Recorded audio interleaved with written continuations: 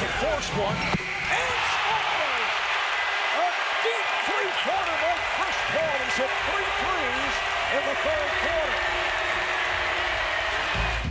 And we welcome in Chris Paul to The Jump. First of all, thank you for being here. We love having you. No problem. They were just showing one of the favorite moments from the postseason last year where you started shimmying right at Steph Curry. Yeah. Please tell us what you were thinking in that moment. I don't know. I got a group chat with all my boys back home. You know what I mean? And I don't usually have social media or anything like that. No, it was just something in the course of the game. You know what I mean? Because you know, they have a lot of fun when you're up there playing there when they get leads and stuff. So it was just the moment in the game. You've seen it. So you've seen the clips, though. You've seen the replay. Absolutely. Yeah. I enjoyed it, actually. Yeah. There you go.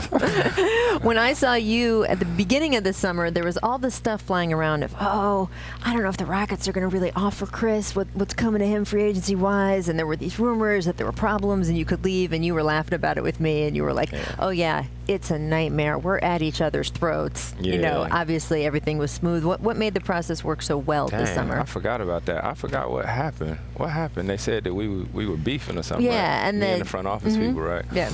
I don't know. I think Coach said a second ago, it's always a story. Somebody always floating something around, or somebody want to drop the latest gossip thing or whatnot. But it was never any issues. Actually, I bought a house last year here in the city. You know what I mean? So if somebody really did their homework, they would have saw that. You know, I had no plans on going anywhere. Absolutely. So let's talk about on the court stuff. Melo, your man's here, right? He had a little frustration last year, and in terms of him making some comments talking about he had to figure things out on his own on the basketball court. You being the facilitator that you are, having him here, how do you help him adjust to y'all style of play? I think we just hoop. I think that's been the cool thing about us bringing in different players that have played in different systems. Hell, me last year, you know, I came into a situation, I had seen it, coach had talked about it, but it's a different thing to play within the system. And with Melo, we just hoop. You know what I mean? If you open, you shoot it. If not, you pass it, you dribble, and it's a fun way to play basketball.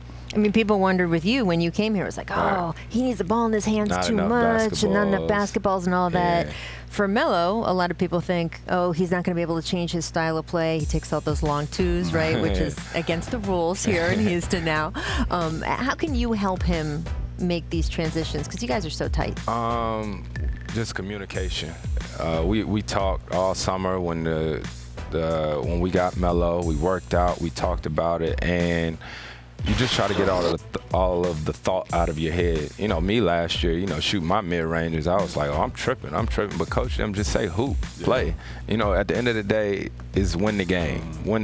And Melo, you know, he always got a smile on his face for the most part. You saw when he hit the three, he was like, my bad. But, you know, we told him you don't have to apologize as long as it goes in. Right. You know what I mean? So when the spirit is right and you're hooping and playing basketball, it's fun, as it should be. Did you have to convince anyone in this organization that bringing him in was the right thing to do? Did you have to lobby for him? No, I don't think I had to lobby for him. You know, we just talk about it. You know, like Melo, obviously I'm a little biased because that's one of my closest friends, but, you know, the disrespect that comes at him at times is unbelievable. You know what I mean? So for us, having one of the best players to ever play the game on our team, that's a no-brainer. I think that's up for all of us, you know, some of the smartest guys to play the game, to figure out how to make it work. I want to talk about injuries because I experienced that, especially when I was playing my best team here in Houston. The year we got Ron Artest, I felt like we were a championship contending team. What year was that? This was 2009. Yeah. We had Ron Artest. We had a championship team. Yeah. I can't play because my knee is damaged. And I felt that. Now, last year, your hamstring gave out on you, and you was that close to making your first NBA Finals. NBA Finals. Tell me about how your hamstring has made you stronger. Unfortunately or fortunately, however you want to look at it, I've had, you know, thumb surgery, this thumb, this hand in the playoffs, you know, and things happen. My parents always say everything happens for a reason. You know, you get stronger from it or whatnot. With my hamstring, It was tough. I think probably one of the toughest things was Game 6. I was standing out there on the court, and I was looking around, and I almost got nauseous. Like, I got anxiety issues, and I just knew that the game was coming, and I couldn't control anything of it. So all I could do after Game 7 was get back to work. I went right to San Diego for a few weeks, rehabbed, and been training, and now we get to play again. I didn't even think about that, because I think you'd have all the normal stuff. Most guys, especially elite players, feeling like, man, this is my moment. I can't even be there. But we've talked about this. You want to be able to control your environment around you. Yeah, to play. And that if you can't do that, that's like a whole other layer. Yeah, you know, that's why I always say coaching probably not for me.